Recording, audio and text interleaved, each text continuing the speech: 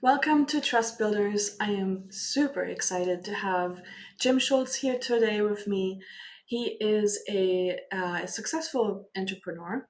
He's also a CEO coach. And Jim, welcome to the show. And I would love to, first of all, start us off with your amazing journey from growing your company and the few road bumps that you hit and the amazing success story. I don't want to give it all away, but I would love for you to share that with us to start us off. Thank you, Hannah. It's an honor to be here. It's always interesting when people ask that question because when I start to go through the story, every time there are a few spots where I struggle to get through because I get fairly emotional about it. Please bear with me. So I always wanted to be an entrepreneur. I did some things really early in my life. And then I started applied educational systems when I was 24. And you know, started my parents' basement, and worked a lot of hours. And really, we didn't have much, and we were in a market in education which had a really long sales cycle. Mhm. So it took 20 years to really start to see some success. Although you had the journey and you learn things throughout. And then we were around $10 million in gross sales. And in 2011, we decided to make a decision to basically blow our company up and go to zero in sales. So we did have this idea that we were going to make this change to a revenue subscription model. So we started this journey in 2011, and we did have one major problem. Um, we really knew nothing about marketing, let alone marketing and sales being aligned and working together. We laugh about it. We went out and got this program, HubSpot. You what do you do? We wrote some blogs that we look at now and we're rather embarrassed about. But really, all we were trying to do were use the principles, and they ask, we answer. Hadn't really even come out as a book yet, Mm. but Marcus was talking about those principles, big five. Hey, let's start talking about price. That was very different because no one else in our particular marketplace were talking about price. And I do remember a conversation I had with a couple of salespeople in my company who basically said, Jim, we should absolutely never show any prices on our website. We should never really talk about price upfront with people. And again, my question was, why not? What's the reason we don't want to do that? And really, the reason given was no one else does it. Mm. And since no one else does it, how can it be a good idea? We, unfortunately, when we made the switch and went from 10 million to zero, there was tremendous financial burden on my family. We had 5 kids. We were obviously in the middle of, they were looking at university and they were getting older. Lost a lot of really good, competent employees because we had to shed payroll. Um, Over a 2 year period, I think we lost $3 million, Oh. and we put all our financial savings into it. And there were days during that process where I we thought we were going to lose our house. Um, and I remember somebody saying, Jim, this is a wing and a prayer. This is never going to work. And I think we were talking about this a little before you started the recording. I think grit and tenacity can take people a really long way. And I just tell other entrepreneurs or other people starting, or maybe people going through a difficult time, is just don't give up. And I know that's such a simple message. And of course, you need supportive family, you need supportive friends. You need people when you're really down to pick you back up. The end of the story is very positive because we worked on They Ask You Answer for many years. It wasn't like just 1 year. We got better each year. And then eventually we made the Inc. 5000 list 5 times in a row. And lines, sales and marketing. And then it really got to the point where anyone we interviewed, the first book that we shared with them was They Ask You Answer. And as a whole company, we embraced the whole concept of trust, make sure it's a good fit. There were plenty of times when we told prospective buyers, hey, look, here's a competitor that's a much better fit for you. People thought it was a little bit odd. But again, the bottom line was building that trust. You don't have to be the biggest in your market, but if you do the best job in trust, everything else will take care of itself. I'd love to come back to that in a little bit. But before I do, you said you made the switch and you started to implement a little bit the things that Marcus said. But what was the actual thing that happened that made it a difficult situation? I think you switched to a subscription model, right? Yes, we did. We were selling large, I said perpetual software. Yeah. In terms of for a school, it would cost $150,000. And we went entirely to a subscription model where the annual subscription was a couple $1,000 and started to build from there. One of the reasons we did that is we saw what was happening in the SaaS market. Yeah. And I think one of the great things about when you have recurring revenue or your subscription, you're really only as good as the last month or the last 6 months or the last year. Customers can leave you at any point and go somewhere else.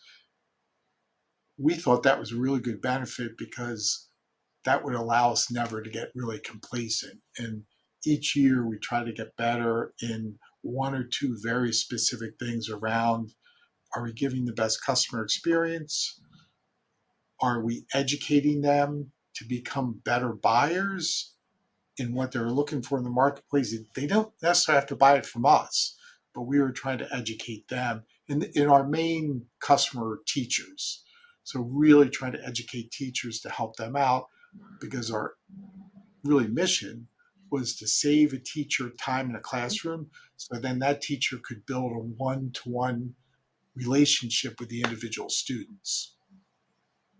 So I hope that answered your question. Yeah, no, it does. It's funny as you're telling the story, it's funny because you had a very difficult time in your life where you had to let go of a lot of employees. You almost lost your house. Marcus had a similar story. I have a similar story where it was just really hard for 4 years opening up the company and growing it to where it's been.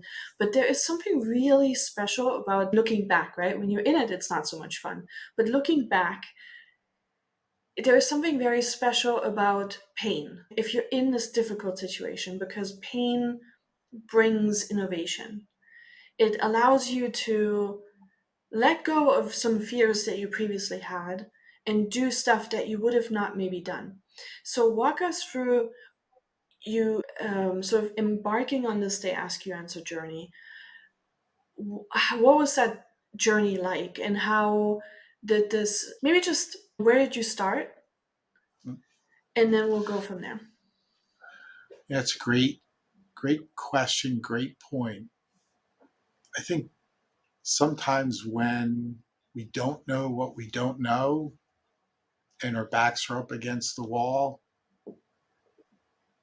we're more willing to maybe lean into those things and just through reps and practice and getting punched in the nose, figure stuff out.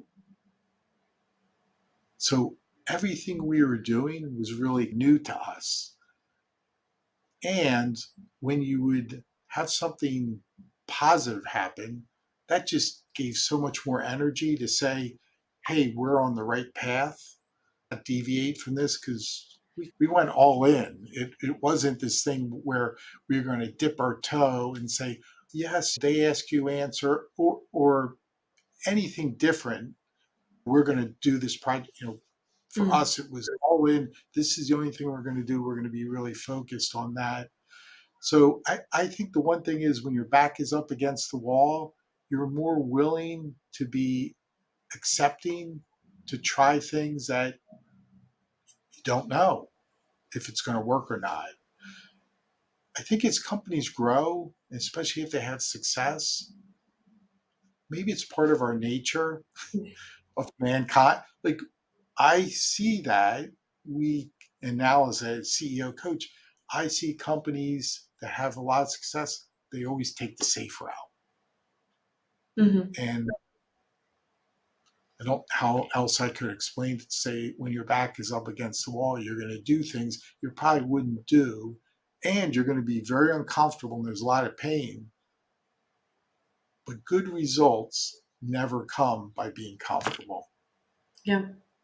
So speaking of And not being comfortable, what were some of the biggest challenges that you faced in that period of growth? There was a lot of adjustment, a lot of yeah, like change that you had to navigate through. yeah, before we made the change, we sold through independent sales reps. Okay. So people who represented a number of companies, including us. When we made the change, independent sales reps said, we are no longer interested in selling your product because it's a subscription product and the price point is so low it doesn't make sense for us to do it. So one of the things we had no experience in, we had to build up our direct sales team. We can't really do that until you figure out how to generate qualified people coming in Mhm. that sales can talk to. Hannah, it was all new. Like we just didn't know how to do anything. And I would say test, iterate. And there were just so many great lessons that we learned that pushed us a little bit more forward. Um, and I try to tell companies when I'm working with them or other entrepreneurs to, you know, don't necessarily do what the rest of the competitors or what the market has always done. I think sometimes your gut is going to tell you the right thing to do. And when we talk about trust, that's the oldest commodity or thing in the world. If you don't have trust between people or organizations or whatever you're looking at, nothing positive really can happen in the long term. Yeah. And I think sometimes we make business way too complicated with tactical details and tech tools and AI and strategies. And like, we really forget, are we doing a trusting thing with our employees? Are we doing a trusting thing with our buyers? Are we trusting the marketplace? Are we trusting people? Yeah, that's what I always tell my coaching clients when they have to make a decision. The question they should be asking, is it going to help us build trust? If the answer is yes, it's probably a good thing to do. Great point, because that was the conversation eventually we got to, like in a sales meeting. If there was something brought up, and even if it would cost us a customer or Mm. cost us money, individual people got to the point where they felt really comfortable because that was almost a common core question we would ask. Is this going to be building trust? And are we also educating them to put them in a better position? Yeah. So you are a CEO coach, you've been a CEO, you obviously are very invested in becoming a great leader or also training and coaching leaders to become great leaders. How did they ask you answer and the journey that you went through change you as a leader? And how did that impact the company culture itself? It's a great point. The biggest thing that sticks out is communication. I know for me personally, my personal journey, I've had over, when I was CEO at Applied Educational Systems, I did over 10,000 hours of one to ones. It was just part of our culture. Every manager did one to ones with their employees. And the one regret I have is I think back in a lot of those one to ones, I really wasn't listening. And I was probably giving more advice than I should have. So communication starts with leaning in and being generally curious, never being judgmental, and many times can we get below the surface beyond those level one tactical type questions when we really start to get to emotions and what's going on with people or what's going on with the customer. And I think when teams really trust each other and can get vulnerable and we can dive in underneath the surface, it just elevates the communication. I think when we think of radical candor Mhm. and the spot that I certainly spent a lot of time in, and in my experience, a lot of executives or leaders spent is the ruinous empathy. We just are quiet and we really don't say anything. And a way to build a trusting, loving relationship with someone when you can be caring about them and also direct. Mm. And Especially in takes an sorry. I've, so it takes a lot of skill to do that, and I'm still on the learning curve because one thing I found, I think you can be a really effective CEO, a really effective entrepreneur. That doesn't necessarily translate into a world class coach. Mm. Yeah, that makes sense. You were talking about building a sales team and that you didn't really know how to do that. But you also mentioned that the alignment between marketing and sales was entirely crucial. Can you dig a little bit deeper there to someone who might not understand or might know intuitively that it should be aligned, but they have very siloed teams because that's traditionally how we do business? Why is that so critical? Being successful, maybe now even more than it has been 10 years ago. Yeah. So the most important thing for any company is to gain customers. And that work doesn't happen in a silo like sales goes out and gets customers and brings them back. Marketing is there to make life easier and to listen to help sales have deeper and better conversations sooner with prospective buyers. So I would say the biggest thing that we did is we just, with our cadence of meetings, that happened. And I'll give you a couple examples. Like every week, everyone in marketing and everyone in sales, now again, we were not a real big company, but about eventually about 10 people, they got together every week. The purpose of that was one, there were some very specific questions and things that were asked of sales where they were having an objection, what questions they were getting that maybe we hadn't answered. Again, listening to sales really hard on some of the challenges they were having out with prospective customers. And then talking to sales and marketing and kind of ranking those from a top priority to the lowest priority, and then taking that in showing in the next week's meeting or in another monthly cadence meeting how that fit into the content schedule that marketing was going to work on. I think that started to build up trust because what sales would see is their input, those questions were taken.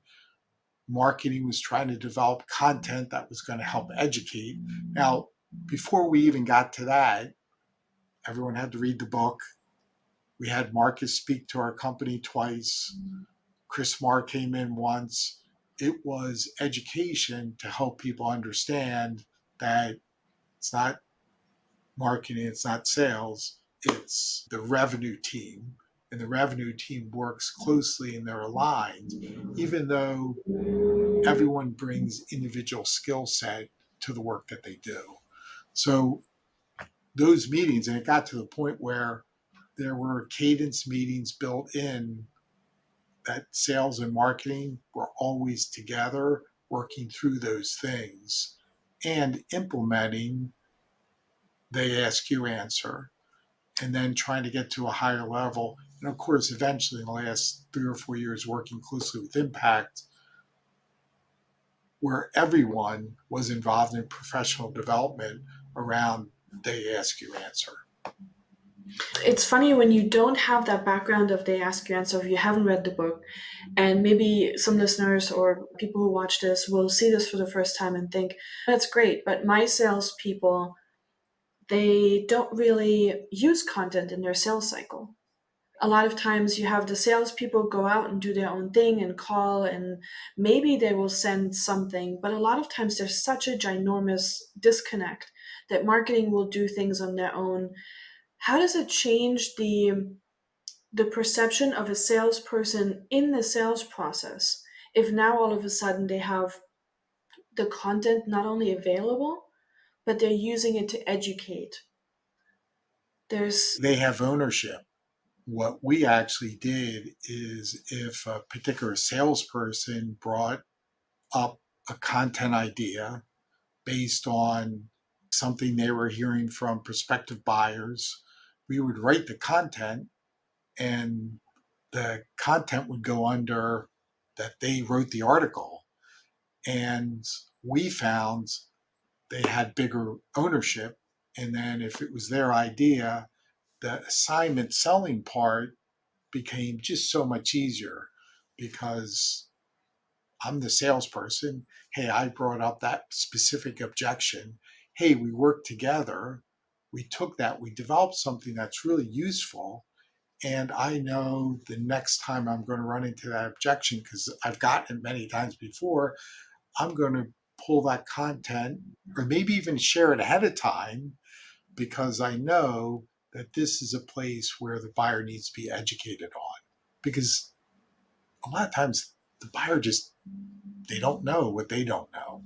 So what we found is by making them part of the content schedule and really all the ideas coming from them, they took much bigger ownership. So then the more likelihood that they were to use it went up. And then again, wrapping back, we took time each month to celebrate stories where salespeople could talk about content things that really helped them.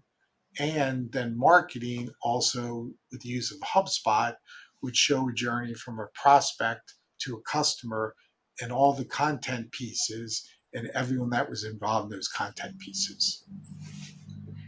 Yeah, there's so many benefits to that. For example, also in addition to what you just said, having that you don't have to follow up anymore. The best time to get ahead of objections is to address them before they become problems. So you can send a video with the most common questions and objections before a demo.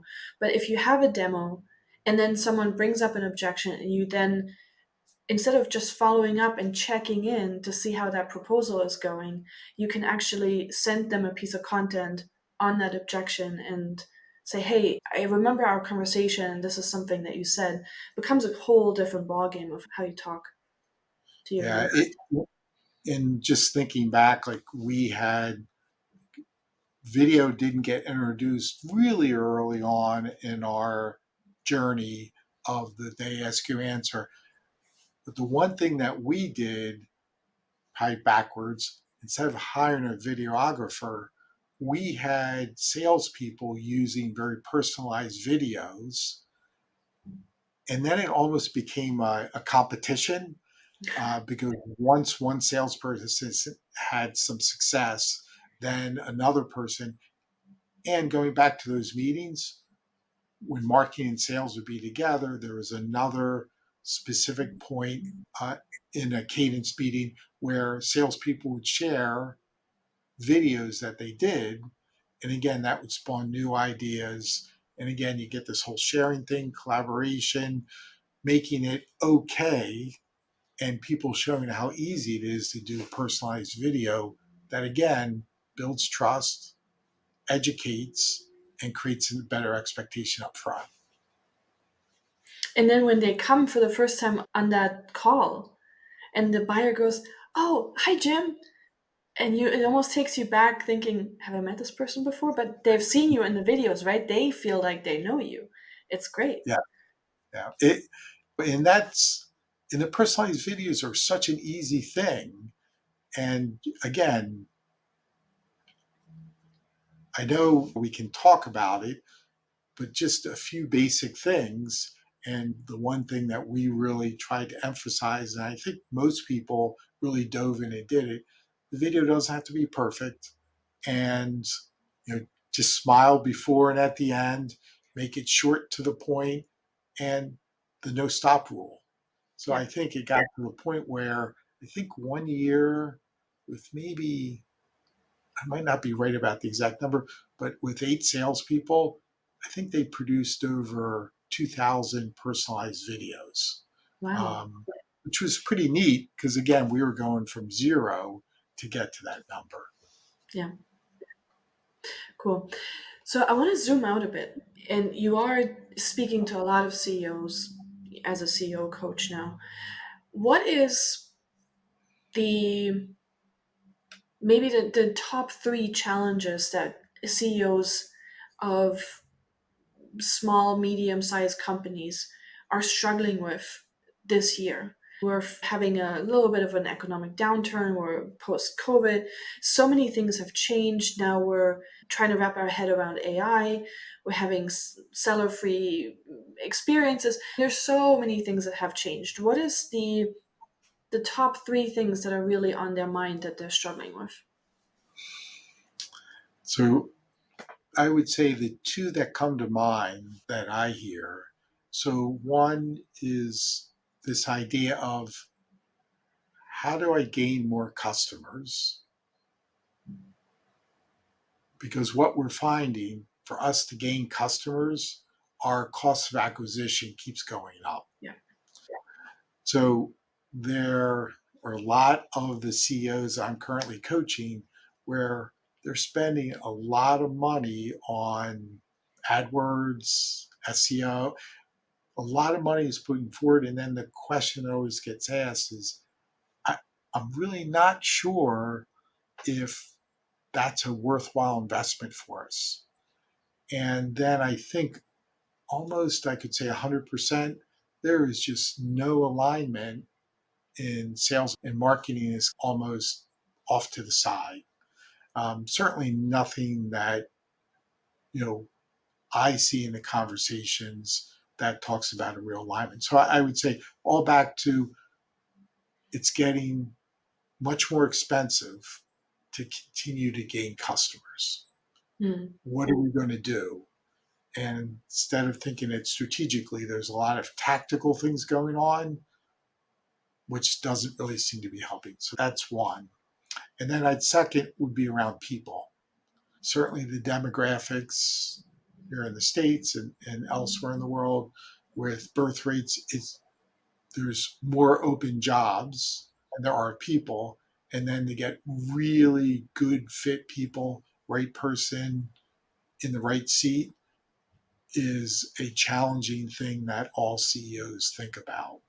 Um, and then, of course, just because of some of my experience, people really get hung up in very specific experience people need for certain jobs. And let's talk about marketing. People want to see, at least what I hear from CEOs, people want to see their hires in marketing have social media experience, have SEO experience, maybe some other very tactical things. And my question to them is, what's the reason for that? What do you really need? And I think sometimes we forget about the path some people take to get into marketing is very different. And if you're curious, you're open minded, and probably a really good writer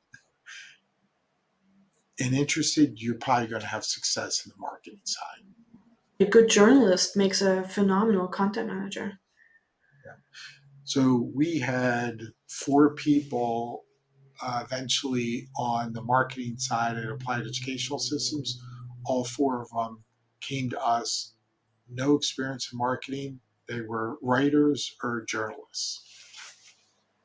Yeah. The first challenge that you mentioned is one that really personally frustrates me because you have this development towards people really wanting to have, there's just recently a Gardner study that people really want to have a seller free experience. They want to just go somewhere and buy something, order something off the internet. They don't want to talk to a salesperson. Yet most CEOs that I talk to, when they want to grow the company, they hire salespeople. And when they're in difficulties, they lay off their marketing team.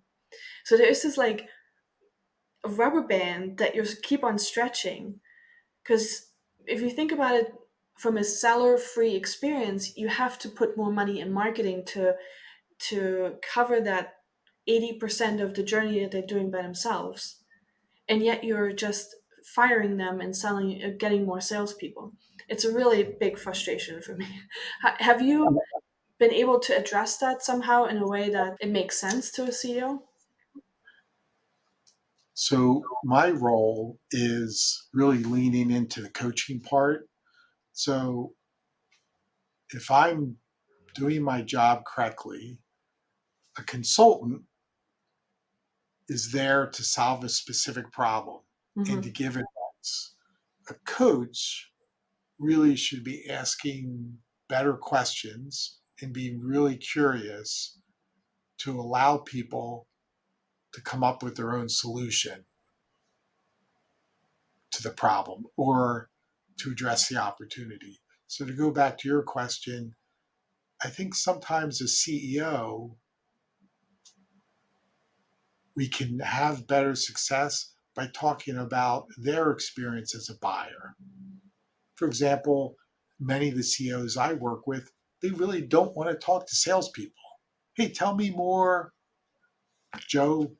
What's the reason you don't like to talk to salespeople? Because I do most of my research and I have a general idea. So I'm trying to do research by doing Google searches on what might be a few final choices. Then what do you do next? And I think sometimes we disconnect our own personal experience with what we should be thinking about happens in our company. And it's really in small to mid-sized companies, there's just such an opportunity, but such a big disconnect in sales and marketing.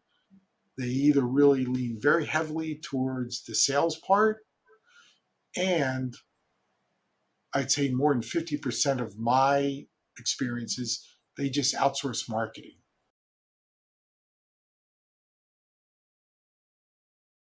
Marketing becomes very tactically driven. There's no strategy to wrap it back to sales. So I think sometimes just starting and asking question of the CEO of what's a really good buying experience for them? What's a customer experience that they remember that was special? What type of companies do they like to do business with? And again, it's not Good point. necessarily the business with necessarily the best product or best service. It's the business probably they're going to say, if they're being honest, the business they trust the most. Yeah. No, great point. To wrap us up, Jim, what would be your advice to someone listening who is struggling or maybe who finds themselves in a position that you've been in? What is your advice to them to just get through this situation?